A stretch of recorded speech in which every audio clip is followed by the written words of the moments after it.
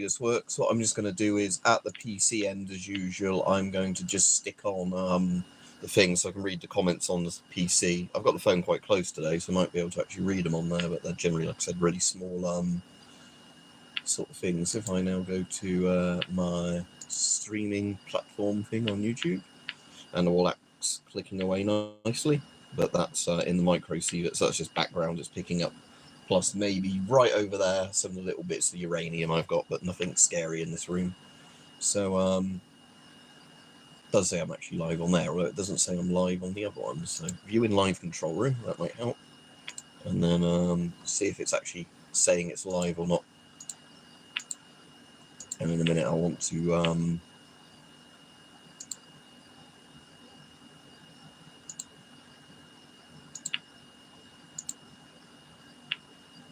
right, so now hopefully this is live and all working. So yeah, I've got, this is the coolest thing I got recently. All right, Rich, hope you're all right. We've had lots of rain again today, so I've got the dehumidifiers and all that running. So this is a Finnish Wallach Geiger counter. It's technically a Wallach Universal Survey Meter RD8. So I guess that's Radiation Detector 8. So although Wallach's a Finnish company, it looks like this is probably an export model where they printed everything on it in English. Right, Nat PK, yeah, good, thanks, other than the weather and everything, but that's to be expected. So it's got quite an impressive range on it, this meter, and this meter's also kind of weird because it's got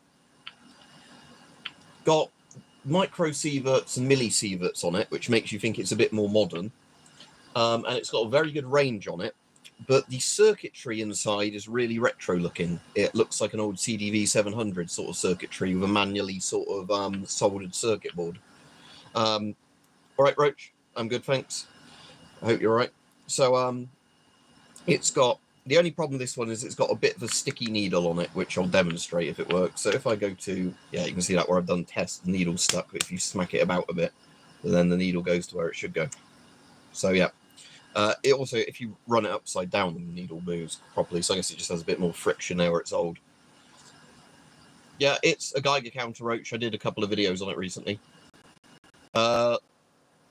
GP5s are 40mm, but if you mean can you put a NATO one on it, not without forcing it and then putting like additional washers in. That sounds good, Rich. Yeah, I was charging up a load of batteries before the stream and then took them off charge. I bid on it in an auction. Apparently the price they go for in Finland is about 90 to 100 euros, so luckily it wasn't much over that.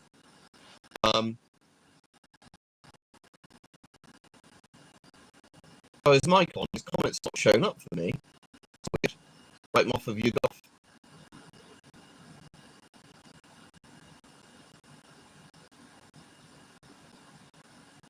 What was that Moth of Yugoth that sold on eBay? If you mean this one, that'll probably be the one I bought it from about this, unless you're on about something else. On the milli Röntgen per hour thing, pressing the light, this doesn't have a milli Röntgen per hour scale. If you mean what the micro, it has micro sieverts and milli sieverts on this. But yeah, the light is, there's a button there that looks like it was for a check source, but I've looked inside and it's been removed. So yeah. Anyway, you've only got a couple of functions. You've got your sounder on or off. You've got micro sieverts and milli sieverts per hour. Now the range on this is fantastic because if you can see that, it goes up to 3,000. So cheers, Nat. So all right, Rich, I can see your comment now. But yeah, that was weird with mics. Let me change it to live chat. It's done the top chat thing, which means on this messages. Although Mike's previous, oh yeah, all right, Mike. If it was right at the top, that might have been why I missed it. But yeah, so all right, Rajiv, yeah, good. So yeah, the range on this goes to 3,000. So on 3,000 microsieverts per hour, that's 3 millisieverts per hour, which is about 0.3 Röntgen in old numbers. And then on the millisievert per hour scale, it goes all the way to 3,000 again. And 3,000 millisieverts is 3 sieverts, or about 300 Röntgen. So yeah, the range on this is actually fantastic for such an old clunky looking meter. So it's got what looks like an alpha window under there. Like I said, it's got just like a bit of tapey kind of material under there, but there's obviously a sealed Geiger tube inside the unit itself, because I opened it up to see what was going on with this bit, and it's, again, I think this would have been for a check source kind of thing, because it looks like it presses a little button inside, but then nothing happens. And I guess where that screw is there might have originally been like a foldable shutter on there. So I think, yeah, how this would have worked originally is you'd have had like probably a little shield you could flick on and off there for gamma only, you know, or whatever. And then this button, I think, would have pushed a check source up in front of the tube. But that's been obviously removed when they've demilitarized it. So, yeah, it's a good meter. Like I said, I'll demonstrate it in just a bit. If I grab a check source from over there, like my Fiesta ware, I'll tell you what, I'll grab the little uranium crystals. And the good thing, at least for this being on a stand, is if I push this back without the phone toppling over, I can hopefully pop this standing up here. And the Wallach, at least, I can get this to focus all right. Would that be better or worse if I... yeah, I'm going to want to put the cloth on. I'm more at the top, so but not that much. More at the bottom. Just try and get this where you can see it, and it will focus. If I click there, will YouTube focus on it? Ah, yeah, good, it will. Not perfectly, but there you go. I might be able to get the lighting a bit better over there for it to focus. Again, if I do that too much, it's going to just overblow the sort of thing. It's just because the shape of that little hood it's got on it means it's difficult to... I can always... I'll tell you what, I'll just put its own light on once I get the sample. Right, so if I get my little thing with some uranium crystals in,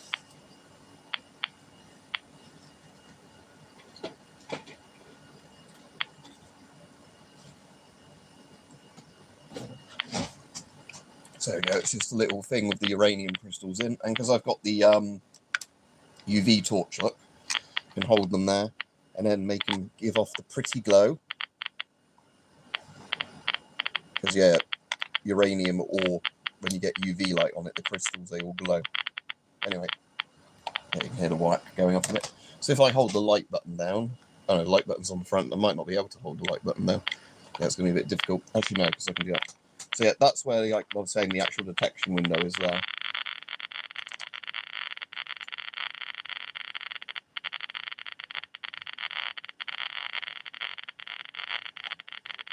See if I can get it.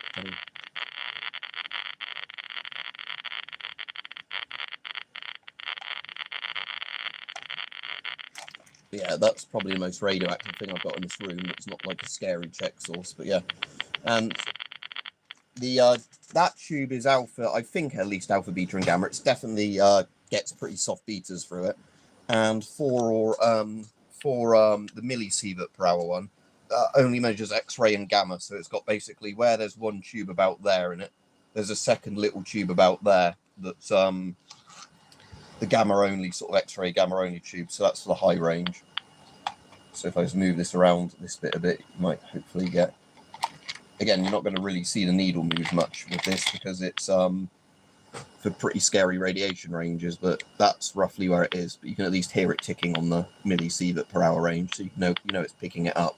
Because again, like I said, if I go to the lower range, it'll be doing that, but on the high range, there's at least enough energy coming off of that that it's making it tick, even if you're not going to see the needle move really past zero. So yeah, that's the Wallach I bought. Again, that's where most of probably this month's spare money went on for this sort of stuff. Right, so anyway, that's that. Like I said, if you're interested in it, there's a couple of test videos of it on the channel, and what I'll do is I'll do a non-short video on it at some point, you know, actually going over it, like doing a proper review. But yeah, the older Wallach model, because Visa sent me a picture of it, because he's got one, is kind of more like a CDV 700 looking thing, you know, with like a carry handle on top and like the kind of big circular needle thing that looked quite nice.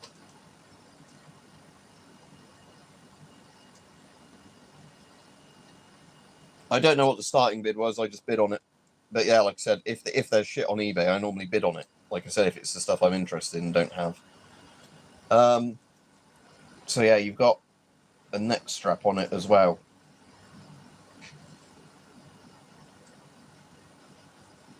So that's actually quite good with this, because what it means you can do is you've got that there, and then you can just lift it up to look at the reading. So obviously it just carries around there. Kind of reminds me of a PDR-M82 a bit, which I did have hanging up there, and it's gone. So, but yeah, so you can just obviously lift it up and look at your reading on it when you're doing that. So yeah, like I said, it's a pretty cool thing. Like I said, the only kind of flaw with this is the needle sticks. So when it's in the kind of 12 o'clock position, if you like, for the needle, which would be about, because it's where it's about the A is on replaced batteries. That's kind of like the middle of the scale. The needle sticks there. So basically, with this one, you have to keep kind of giving it a tap like that if the needle gets stuck, or have it in a position where it won't stick with gravity. But at least for this one, you can tap it and it carries on. Where I've got some meters that where the amperes, or whatever they're called, ampeter, is broken there, like the screen. I've got some meters where the needle will just completely, you know, stick, and you have to turn it off and on, off and on, off and on to try and get the needle to unmove. Because annoyingly, my CDV720 now, the needle's kind of gone on that, where at least I think it's a really easy replacement if it is just a screen on it. Ask away, mayonnaise, if it's something YouTube will let you say. But yeah, with I was saying, with my CDV720, it should just be a case, hopefully, of taking off the ampeter and replacing it with a new one if it is that's gone. But it's got the problem now where it's very floaty. So where it originally, you know, had like the needle, which you could move the case around and maybe you'd get a little tiny bit of needle drift. Now it's like you pick it up and the needle sort of does that, even if it's turned off. So you have the problem where quite often, you know, like you wouldn't be getting an accurate reading because the needle's just following gravity, not like the actual, you know, amount of current, if that makes sense. But like I said, at least the good thing with that 720 is I don't think any of the measuring electronics are damaged, so that is a very easy fix. Because if in a Geiger counter and you've got one where you can easily replace the screen, all that's gone wrong is that bit, especially with the old CDV series, because they basically, the 715s and the 720s and all had the exact same circular little Rontgen per hour, you know, scale screen 0 to 5. They're really easy kind of replacements. They're just like a positive minus electrode that, you know, you just resolder that on with a new one. Right, anyway, let me see if I can read the comments. I'll see if they're easier to read with or without the phone. So let's try and get the light looking a bit better again. Again, with this light, I can never get it either so bright it doesn't blur out the camera or shine off my head. Right, Milk Boys?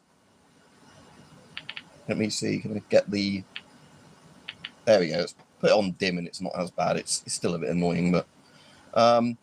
So you bought an FP5 filter and it's out of date. It's still functional. Do I need it in date for the actual up to... It depends what you're using it for. Like, in theory, if you were buying a filter to use in case of really scary chemicals, not used by a country that use GP5s. This is Finnish. No dirty Russian masks for Finland, please. But I have got some Finnish masks. So I do have an M61, and I don't actually have the technically like the one they had at the end of the Cold War, the Scott one, or like that was a bit early 2000s. But I've got like a couple of Scott derivatives that are basically the same, but they're not technically the same mask.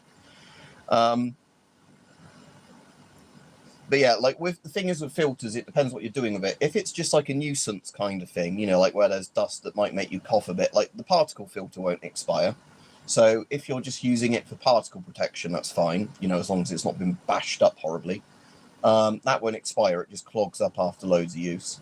So against particles, it will still completely protect you from particles, but with vapors, again, it's going to depend completely on, is it a nuisance thing you're doing? Like, say it's either like a bad smell, or like you're painting with something that's not dangerous but might give you a headache after a while if you're in an enclosed space of it, it'd be fine for that. If it's an out-of-date filter though, and you're working with something that like might be really hazardous to your health if you breathe it in, that's where I would only ever, you know, recommend you buy a sealed in-date filter, because that's the only thing guaranteed to actually protect you, you know. Again, if its filter's been well sealed and it's not long out of date, it should probably work fine, but is your life worth risking over that amount of money? Against fallout, yes, mayonnaise, because traditional fallout was in fallout dust. that would be absolutely fine, because that's the particle filter that deals with that, not the vapor filter. And because the particle filter doesn't really expire, the more you use them, the more they clog up. So they don't actually get dangerous, as in you're going to risk exposure. It just gets harder and harder to breathe through a particle filter the more they get used, because they just quite clog up more, basically. So yeah, against fallout, it's perfectly fine. Just with horrible vapors, yeah, that's where it's like, you'd have to be careful. Because again, we did a thing the other week where we were putting some kind of really toxic kind of, not toxic because, for shits and giggles, let's use it something toxic, but, it's like one of those hardware things where, it has a, like, armless long warning of, like, all the health effects it can cause. And we were doing it outside in a ventilated area, and we still wore masks. And even then, where I started off using an old filter, like not even that old a filter, I could actually smell it, and it was still giving me a headache through that filter, so I had to open a brand new filter for it, because it was, again, like one of those horrible kind of petroleum-based chemicals that, causes birth defects and stuff like that. That's for women anyway. I mean, I don't know if it affects sperm quality, but it's one of those things that, it's like, if you have a child in the womb, it kind of makes a thalidomide baby if you breathe this stuff in. But it was like, the only kind of stuff you can use that's actually any decent.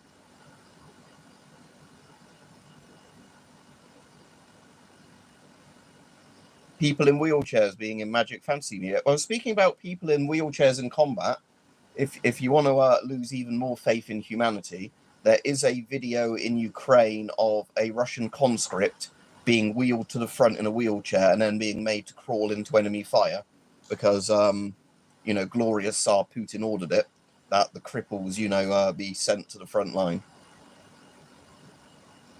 MSA Millennium's a nice mask. Yeah, I said I don't have a Millennium. I've got the older MCU 2P or one of the, similar equivalents to the 2P. So the Millennium is like the nicer, newer version. And as far as I'm aware, they fixed all the issues with like the weird silicon kind of rotting and all that and discoloring of the Millennium. But yeah, it's a nice mask. If you get one in good condition, very nice mask, the Millennium. So that'd be fine. Yeah, exactly, Rich. There was a roofing sealant, like silicon kind of base sealant I used at one point. I'm just going to take this off my neck because this is quite heavy. It's a very good Geiger counter, better than a lot of the ones. Again, you could have that on a shoulder strap and it would be, let's just try that. Again, I'm not going to do it for the whole stream, but because I want to have my cup of tea in a minute. But yeah, Rich, we had one on when I was doing my granddad's roof at one point where we're putting some rubber sealant on, and I didn't even think to like yeah, you could have it like that over your shoulder. It's not quite as comfortable. Or yeah, like probably that way around. Again, it's like a rifle sling, not as comfortable, but you can still use it. I mean, but again, it puts less strain on the neck this way. But like I said, this is, I have to look up what model year this originally sort of came out in, because if this is actually a, like a mid-Cold War one, this is actually really, really impressive. And again, it might have just been one where later on they changed the scale from Rontgen to Sievert or whatever. But because this looks like an export model anyway, because it's in English. Anyway, turn it off. And I'll pop that just down there because it's pretty solid. Alright, so stir my cup of tea out of that. But yeah, what I was saying to Rich, when I did some work on my granddad's conservatory roof like a year or two ago, I put some rubber sealant stuff on that. And then, I just, you do like the putty little kind of palette thing, don't you, to like smooth it into the cracks. And the fumes from that were fucking terrible, as in, like, like where they made you dizzy enough that you could actually fallen off the roof sort of thing. So basically, I just stopped using it, and like I said, I'll carry on doing it for you, but I'm bringing a fucking mask, next time I do it. And that was fine with an actual gas mask on with the vapor filters. It was absolutely fine. But that stuff, yeah, especially if you're working at at height, that stuff was horrible because yeah, like it's probably had loads of toxic effects as well. But just even out in the open, it gave me like a splitting headache, and like blurry vision. It felt like you were like really hungover and still drunk kind of thing, basically. That's one. So it was like one of those things where I thought, yeah, I'm not working on like, a ladder and on a roof with this stuff. you know, and it made me feel sick for a few hours afterwards. So it was definitely one of those. Right, I'm just going to try and catch up the comments. Let me move that slightly to the side again.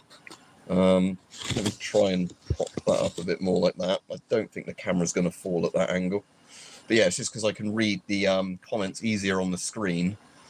Brent0311, he's done all the camo tests, hasn't he? Yes, I have watched his videos. I like his old Strictarn one.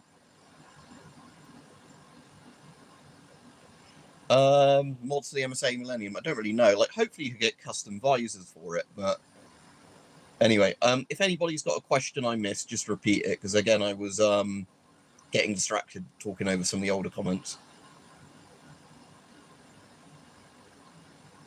I don't think so, John. What's those ones? I've only really seen the camo tests he's done. Because there was one where he tested, was it in Nevada or somewhere, Rhodesian brushstroke, and Rhodesian brushstroke actually worked better than a lot of the desert camos in Nevada. So again, I've got my comically large cup of tea that says size matters, which means I'm either tiny or it's a very big mug. But you'll notice I like the size of the spoon. Again, it's not quite blended all the milk and tea in properly because of I've got 3 tea bags in there, 3 Yorkshire tea bags in. She's still a bit hot. Don't want to scald my mouth. That would be great if such a thing exists. Like, you can make your own mayonnaise quite easily. So if you wanted to make one of those, what you can do is buy a new 40mm hose from China. So they're actually the decent quality ones, as in not, like one of the decent Chinese ones. I don't mean like the really, really cheap end Chinese ones, which will kill you. Like those masks I've tested that didn't do anything. But you can get some pretty good rubberized and then like covered in canvas style ones, Chinese hoses. And assuming you got one of those in 40mm NATO, what you can then do is get a GOST 40mm, screw thing. Like say you got a GOST hose, you could take the 40mm intake bit off of that, put the Chinese hose into the top of it, the 40mm NATO other bit on it, and then you can put some rubber sealant like glue on it, let that fully dry so it's properly airtight, like the stuff used for repairing tires and like breathing apparatus equipment, that sort of stuff, like the rubber glue that then goes into solid rubber essentially when it dries. And then you've got essentially a 40mm GOST to NATO conversion that way. I've made myself a little adapter like that somewhere. I have no idea where it is, but mine was literally just, the 2 ends of a filter, like a hose. So like, I didn't even use a hose, I just used the end. So like a 40mm NATO screw, sort of, the intake one where it would go into the filter. So the female NATO one to the male GOST one, and then just put like rubber sealant around them.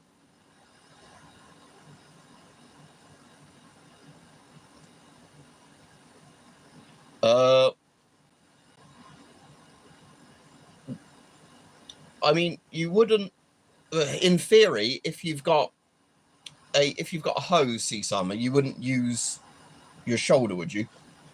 Because normally hoses are for masks where you've got like the bit there or there, and then you have like the bag in front of you. So the bag is there. So in theory, like you can shoulder a rifle that way, and the hose would be to your left or right of whichever shoulder you're using. But if you're using a left or right sided master hose, they're not great. You can get, there are companies that, and I, again, don't know the names of them, that do hoses that have like the right angle to them. So there are like proper things where, if this makes sense, you get, instead of like the hose being straight, you've got one end is straight, the filter goes onto, but the male end that connects to the mask is like a 90-degree plastic angle thing. If this is what you're like asking me anyway. So that actually, comes straight down like that, and it's rigid from the mask. But again, they're pretty rare because most countries now only use hoses if they're like in a PAPR sort of setup. Most nations now just have filters directly on their mask, just because it's a lot more practical.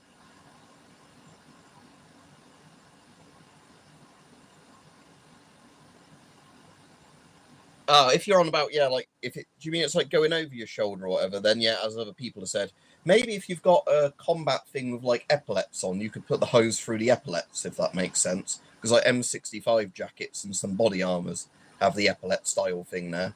But yeah, you could always sew on or whatever, or have a Velcro sort of thing you could do that with. It's an export version of the S10. That's just the Australian name for it. It's, as far as I'm aware, identical to an S10 other than it says it's ADF10. But in terms of, you know, how it was made, all that, as far as I'm aware, I think it still was made in Avon UK's thing, just and it was marked ADF10 specifically for the Australian export version. You'd have to ask somebody who's really into Australian masks. I'll just have a... Are you linking fetish stuff? Oh no, that's actually a proper thing.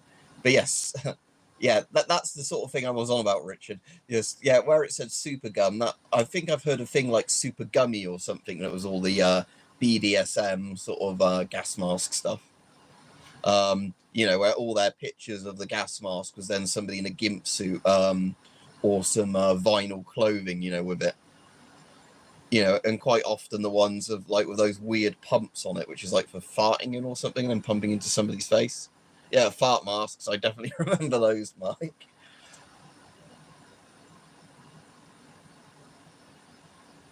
The best hood, if you mean from like a proper CBR. So do you mean a hood like on a hood of a jacket, or do you mean just like the hoods that fit on the masks themselves? Because in terms of the jackets I've got, like the NBC suits, my Remploy one is the best one in terms of it's got a really, really kind of tight rubber thing that you would struggle to stretch your head through. So once you've put the mask through it, it is like really tight around the mask, if that's what you mean. Oh, separate hood. Don't really know, because like I said, with most masks, if there are their own chemical hoods, they're made specifically for the mask because they have to fit around the eyepieces and everything. Otherwise, they're just like, you know, they're completely misaligned with the eyes and the filter holes and everything. So yeah, a hood on its own, I don't know. Like obviously with some raincoats, you get the drawstring hood. So with those, you can actually make a pretty good seal with a gas mask. But a hood on its own, I don't really know, because you need a specific hood for a mask. Like again, the Soviet and Comblock ones where they did some of those hoods, they were just a universal hood for the sort of helmet style masks.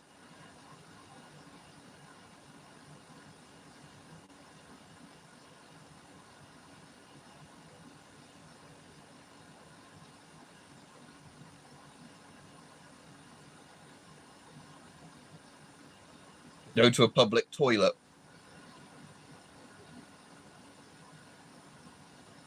The ones I like, Sam, like I was saying, is the Remploy ones. So not the actual army style ones. They're all right. I have to see if do they do the is it not, it's not Marpat, is it? What's the multi MTP, yeah. Do they do actually an MTP NBC suit? Because I've obviously seen all the, because I've got the woodland and the desert style ones. But is there an MTP NBC suit? So I know it's the Mark IV style suit, but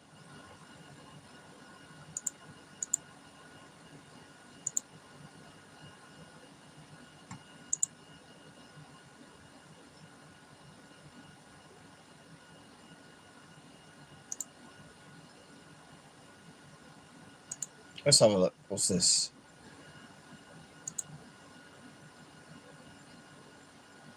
And again, that's desert still.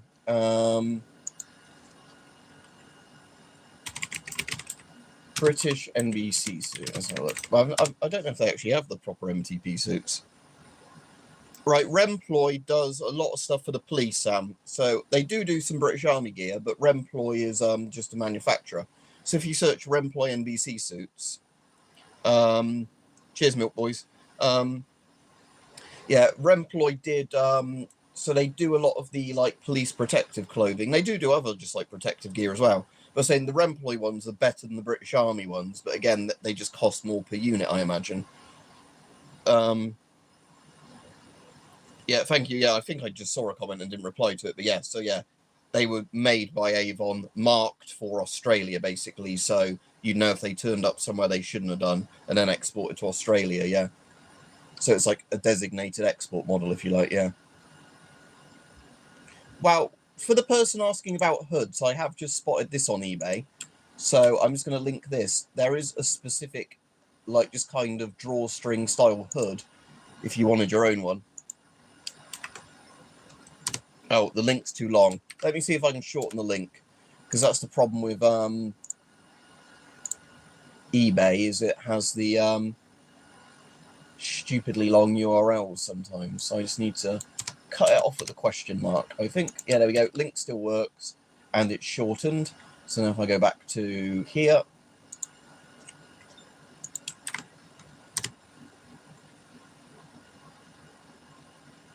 oh, so JS list.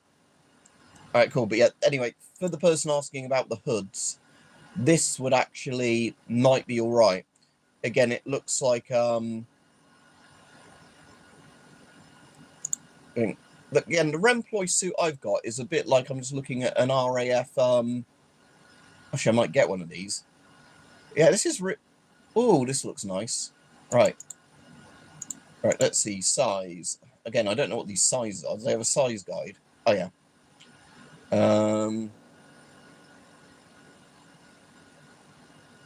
Okay, so the small ones. Okay, so wait, no, is these sizes make no sense on this one, but yeah, these RAF suits look quite nice. I was just looking at a picture of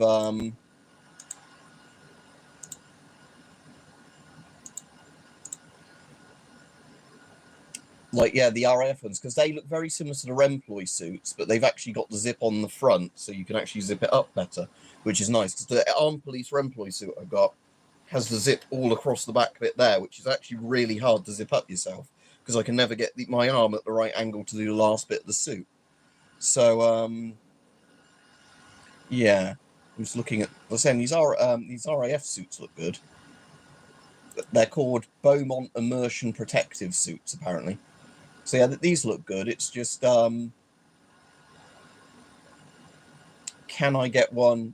Can I find a proper sizing guide? Again, like, the guy's got the sizes, but they're weird. Like, I wish he just put, you know, smallest to largest sizes. They're all over the place in terms of sizes.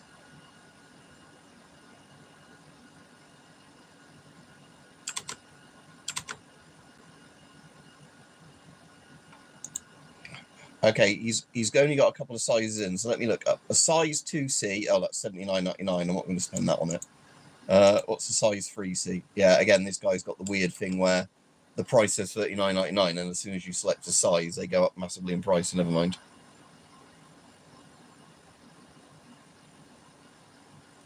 They were just like saying like 2A, 2B, like 3A, 3B kind of things. Because when I've seen chemical suits listed, they're normally either small, medium, and large, and, you know, it just says roughly the chest and leg size of them.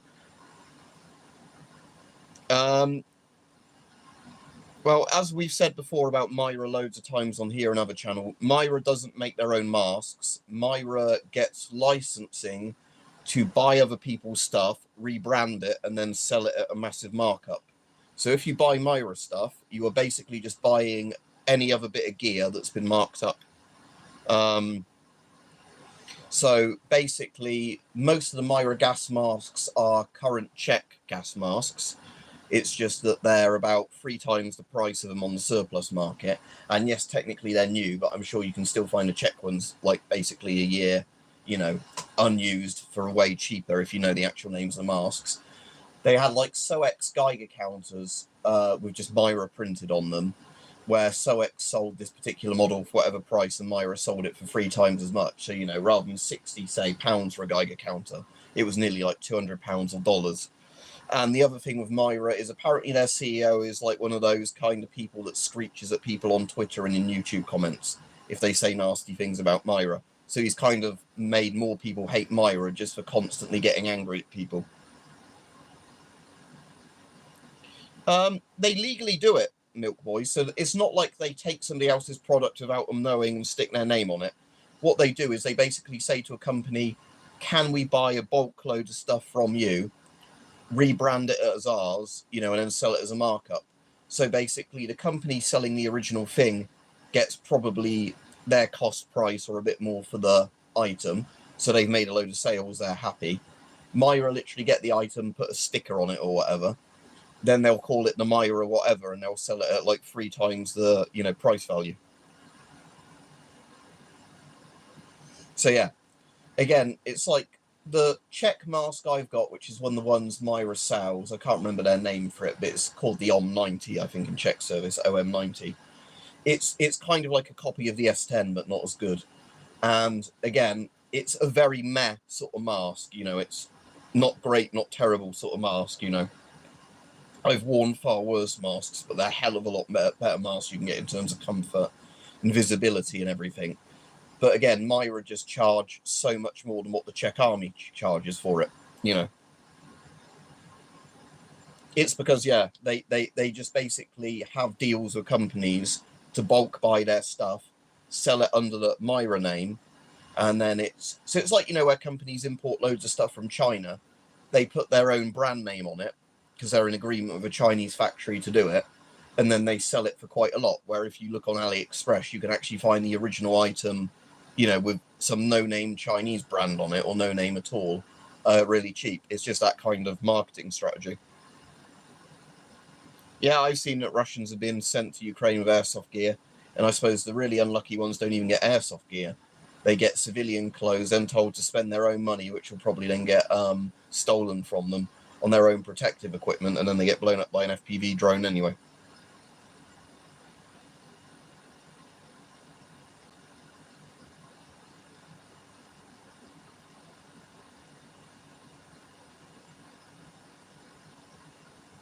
Yeah, I can understand, Rich, why like some of these weird prepper channels, like I don't want to have a go at any like channels in particular, so I'm just going to make it very vague. And I can't actually think of any particular channel in my head, but I've seen lots of channels that do this style of thing. Like, so they're these kind of prepper channels, I'll just say it like that. And what they do is basically their whole channel is just marketing for various companies. So they get sent for free. Like I said, I've had free stuff sent to me before, and I've always declared when I've been sent stuff for free, you know, so I'm reviewing it, but, you know, I might be a bit biased because I've had it for free. But like that, these entire channels are basically built around getting sent stuff and then giving them positive reviews. So they're probably, you know, it's so they can get the views and the money from doing it, and they get free items out of it. And but there's, you know, there's YouTube channels where their entire thing is just asking as many companies to send them freebies to shill as possible, basically.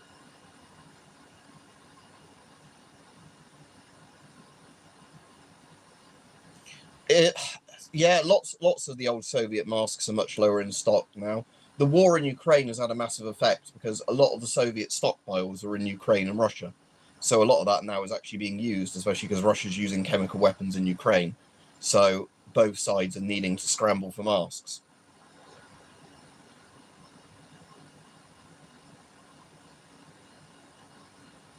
What do you mean by the face insert in a PMG? Um, the PMG is just a rubber hood thing. You know, it's like the Metro Cop mask.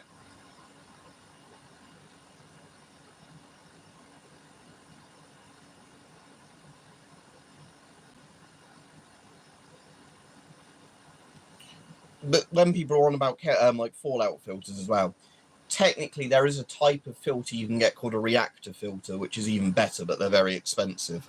And that's a P3 filter, but it has some special thing in it to try and counteract like iodine gas or something. You know, like iodine 141 or whatever the number is. I'm trying to remember now. Is it iodine 141 or iodine 131? It's something like that. Oh, it's iodine 131. So there's specifically something in the filter that counteracts iodine 131 gas. Like maybe some sort of stable iodine compound in there. I don't know exactly how it works. But that's why they're called reactor filters, because it's a standard particle filter plus a thing specifically for one type of radioactive gas. Oh, like that. Yes, you could if you wanted to. Yeah, you could either do your own filters for it, or you could put particle filters in. Yeah, like the 3M style particle filter pads. Yeah, you can, once you put the cheek filters in, squeeze the particle filters between where the cheek filter is and the little opening bit the air comes through. It's not going to be 100% perfect, but if there is asbestos in the filter, it would catch a lot more of it than you'd breathe anyway. But you, yeah, in theory, if you sealed them in properly, you could make custom filters for PVF, but you'd have to rubber glue them in so the air only went through the filter and not around it. Because, like I said, the problem with cheek filter masks is basically you're stuck using the type of filter that's made specifically for that mask.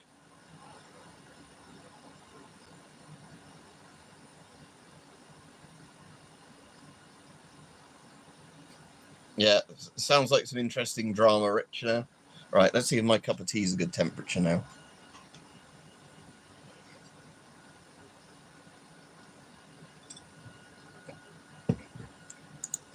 That reminds me, I've not done a video on it yet. I'll have to try and get around to it next week after work.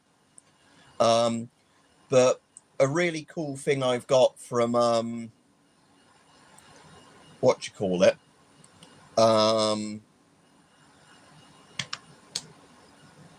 I bought one of the UK riot police suits when the riots were on.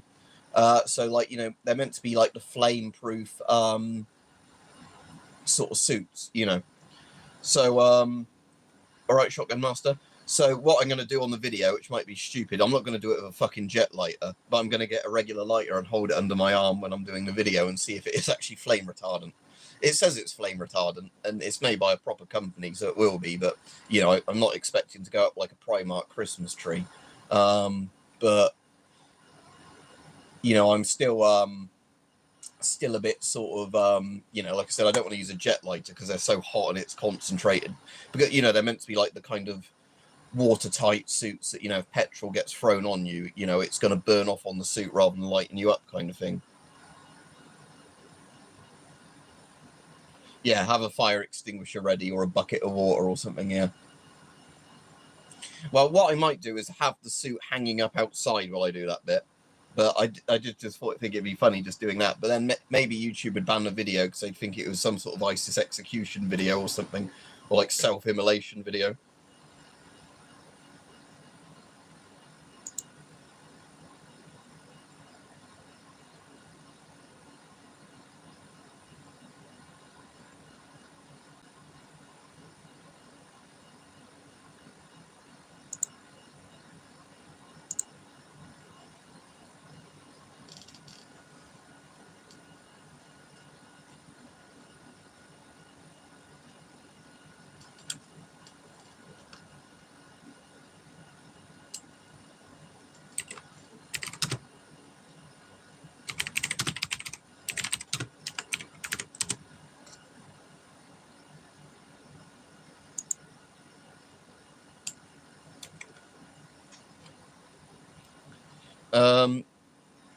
Let's see. Again, with anything like this, it depends how much they cost. So let me Google it and see if it's something I don't have, how much it would cost. So is this Czech military OCPH suit? I've done the Polish equivalents of that, which are basically the same thing. So unfortunately, I don't really have room for that because, again, with the Czech suit, I've got the very similar Polish ones and everything, and I've done loads of videos on those. And again, it looks like it's the same kind of Warsaw Pact design. And the problem with those suits is they take up a lot of room, rubberized suits.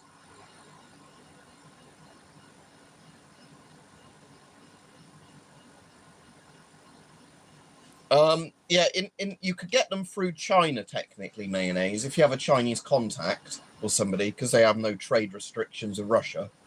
You can get them to buy you something from Russia and then send it to you, but then you're going to incur costs. You know, and that's if they're not even taking a middleman fee. They're just, you know, adding the extra postage on and everything. But yeah, I have some modern Russian filters when Hype sent me some before that, but that was before the Ukraine war started. It was just because he could get better deals on them in China than, you know, Russia.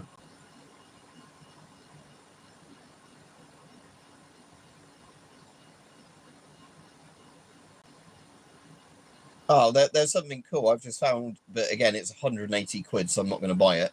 A Danish M84 Woodland NBC suit. So, like, Danish Flecktarn NBC suit. But yeah, I'm not paying 180 quid for an NBC suit.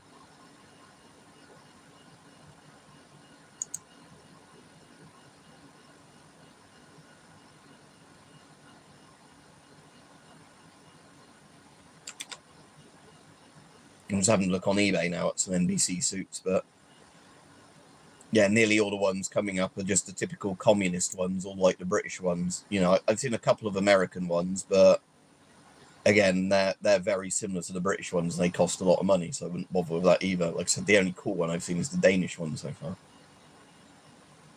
And like I said, those RAF suits look good, but they're just quite a lot of money when you actually look at it, you know, rather than And like I said, again, I'm tempted with those RAF suits if I can find RAF NBC suit.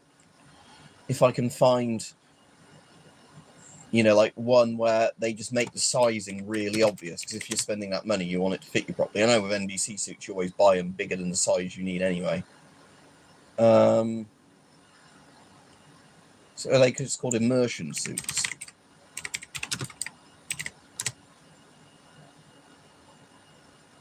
Yeah, so it's basically an aircraft crew, isn't it?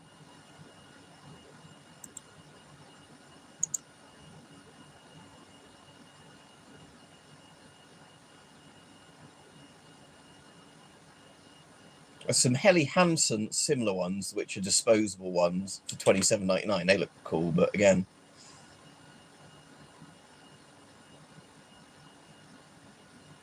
the military ones look a lot cooler, but again, because some of these are...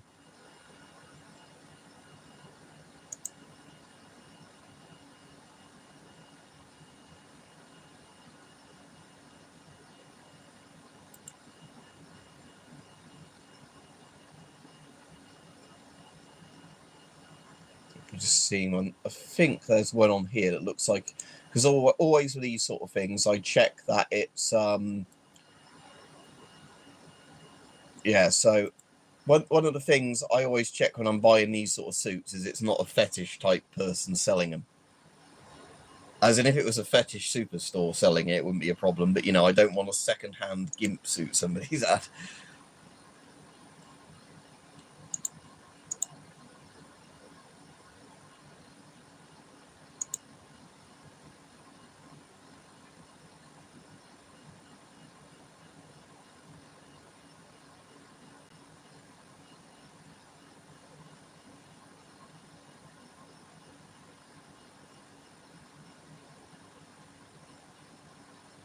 Again, lots of these just don't list any sort of sizing for them, because it says C sizing like in the thing, and then you look down to the description, they don't give you the sizing.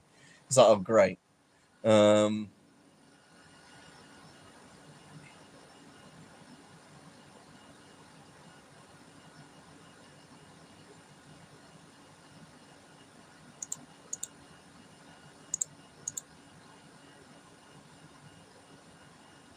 But again, with these, actually, they wouldn't work very well as an NBC suit, because they don't cover your head, do they? Because they're for the use of a pilot helmet. Yeah, they won't bother. Otherwise, I'm just going to waste my money. Anyway, I'll be off in a minute because my throat's going fairly dry, and then when I'm not talking, I can actually finish my cup of tea properly. But I might just keep looking for immersion suits just to see if I can find one that looks like, you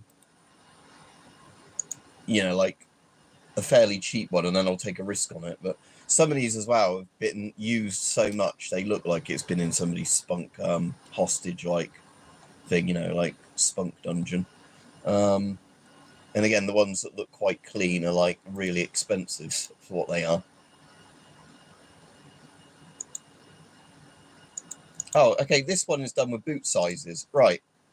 Okay, there's one I'm going to take a risk on because it's from a proper surplus place.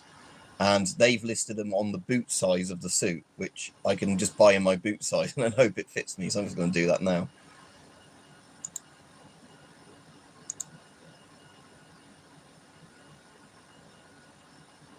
So yeah, let me say I got a coupon code I could use on that one.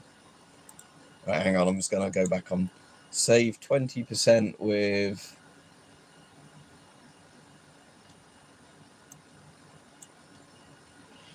I see where it says at the top of the thing.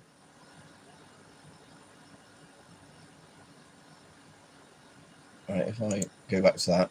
So, oh, apparently the code is SEPT-SAVE20, and loads of eBay stores are doing it, or eBay's doing it. So let me put that in and see if it works. Do not redeem the code. Oh, I have redeemed the code, sirs. And I've got, oh, £12 off. Okay, confirm and behave. Right, I'm going to hope that I don't have a spunk-laden RAF suit now. There we go. But I have redeemed the code, sirs. Right, go back to this just in case there was new comments I've missed. Oh, it's done the typical thing on my phone where a load of comments hadn't shown up and now they've just gone boom, like that. Right.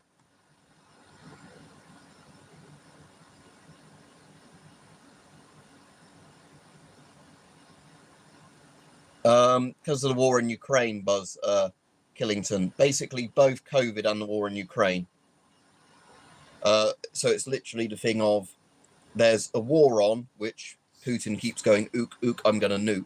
Even though they had another nuke test explode in the silo the other day, which was great fun. But yeah, you've got Monkey Dickhead threatening everyone with nukes constantly, so that's driving up the prices. Wars in just general, and all the shit going on in the Middle East as well. So you've got all that going on. Plus we've had COVID. Plus the media keeps talking about other diseases because of COVID. They're like, a disease worse than COVID is coming, every month now.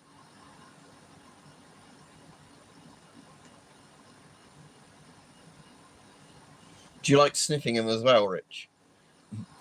You're reminding me now of that fucking video of the man in the gimp suit in a fucking septic tank. The man who would pay you money to swim in your septic tanks.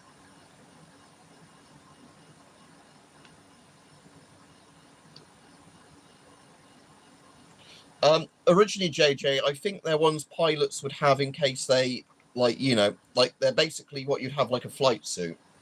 And from what I understand, it's like if you were to eject or something and you landed in water, it's to keep you like as dry and warm as possible in water.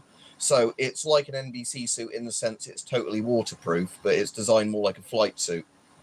Because when I was reading like the thing on some of the surplus notes on some of them, they had like a proper MOD surplus write-off note that said, no longer fit for aircraft service, but fine for like training purposes or whatever. So I imagine it's, not for pilots as such. I imagine, although there were some that said stuff like Typhoon on them, so I don't know. But I imagine it's more for, like, say, C-130 type crews or something like that, where if they had to parachute out, they've got, like a suit on that's going to complete. But if you ever see air crews on runways walking around, it's those kind of suits. Like, not the boiler suit type ones, but I'll just Google it and see what I can find out from Google.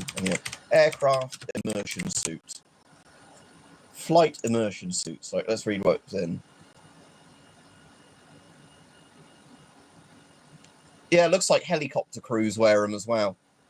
It seems like there's loads of different models. Like you have some that are designed to work with all the sort of breathing apparatus and everything, and other much more like expensive flight suit things.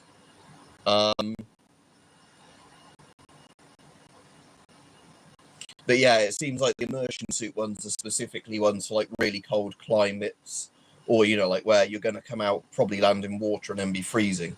So the suit's job is to keep you as dry and warm as possible. It's basically a dry suit, but it's a tactical dry suit if you like.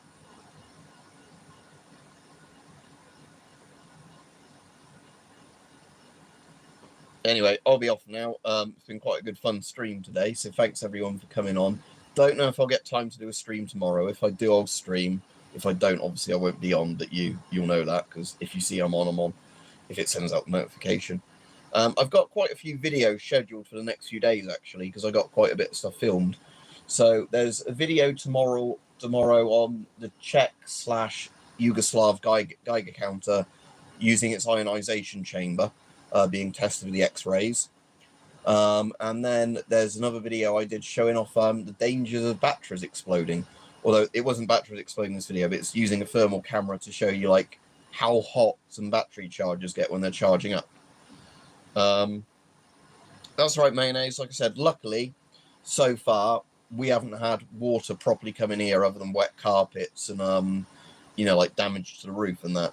But yeah, like I said, some of the people literally down the road from me have had their entire ground floors gutted, essentially.